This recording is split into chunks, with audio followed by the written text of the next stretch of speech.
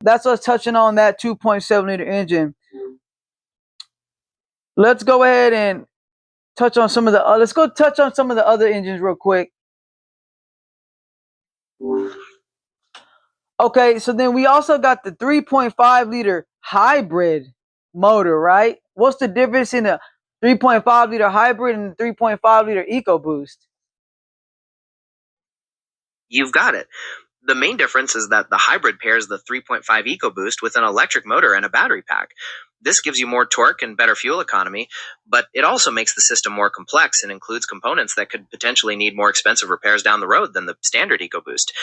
What's next on your list for the con breakdown? Well, my question is, if on the hybrid motor, what is that gonna give me? If the viewers go out and get a 3.5 liter hybrid instead of the 3.5 liter EcoBoost, does that mean that they got better like power going to the wheels? Do they got a better like a longer lasting motor for it, like better suspension? What is the true difference in those two 3.5s? The real gains on the hybrid are more torque, especially at low speeds, for better acceleration and towing, and better fuel economy. You're not getting a longer lasting motor or better suspension just from that switch. Those are separate parts of the truck. The biggest trade-off is that the hybrid comes with those extra electrical bits and a battery, which are more complex and could potentially need more expensive repairs in the long run.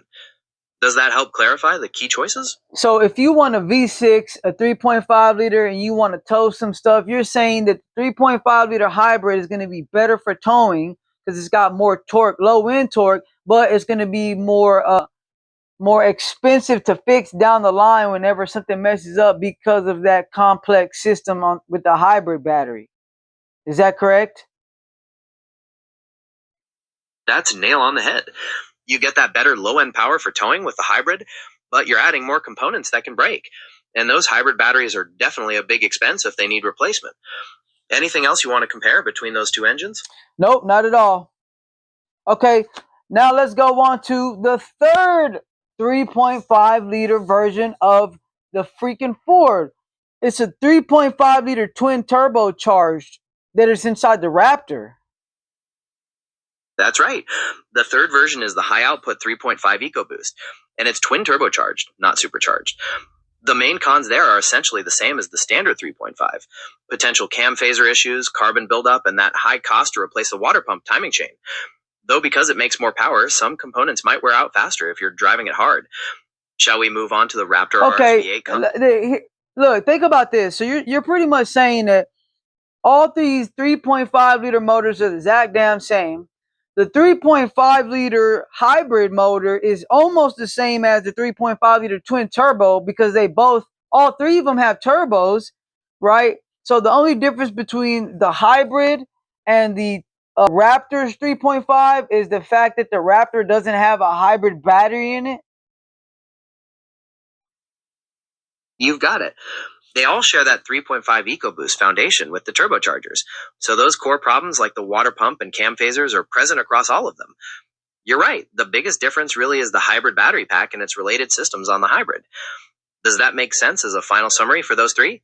Wait, why does the Raptor's 3.5 liter twin turbo cost more than the regular 3.5 liter EcoBoost if it's the exact same motor? What makes it more expensive?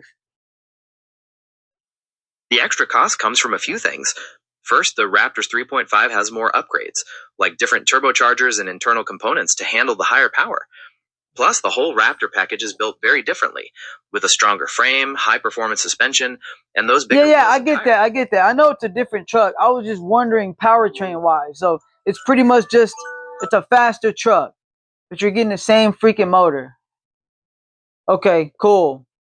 You get a cooler-looking truck. You get the same motor that's a little bit faster. It's probably as efficient as the hybrid, but the hybrid is going to be more expensive. But out of all these 10 years, you got three motors with just like variable displacements in like powertrain, slightly different, and charging way different amounts. Okay. Ridiculous. You might as well, anyways. So the most affordable one that we've talked about so far is the 3.3 liter base model engine. Base, okay? And I don't know who the heck's got this 2.7 EcoBoost. It also seems like the 2.7 would probably be the most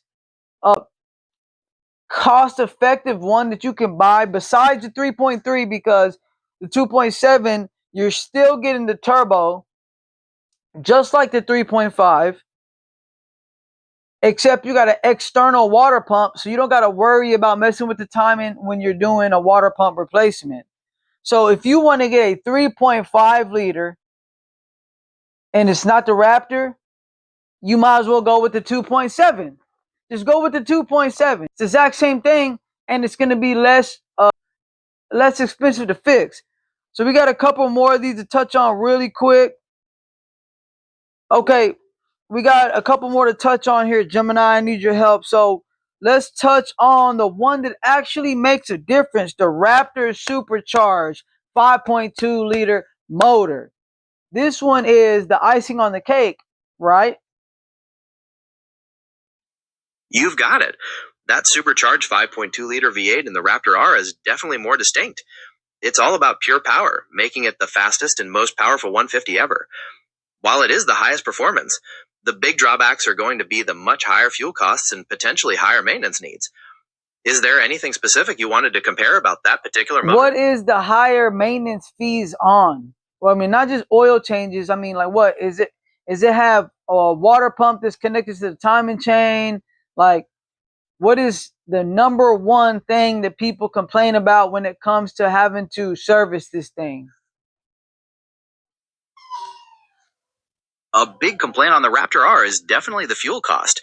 When it comes to servicing, those supercharged 5.2s are just high-performance engines. People point to the higher cost of premium fuel, and since it's built for aggressive driving, items like brakes and tires can wear out quickly, which are pricey to replace. Also, any specialized repairs on the supercharger system or related components can involve more labor and higher parts costs. Were you curious about us? Look, so here's the thing.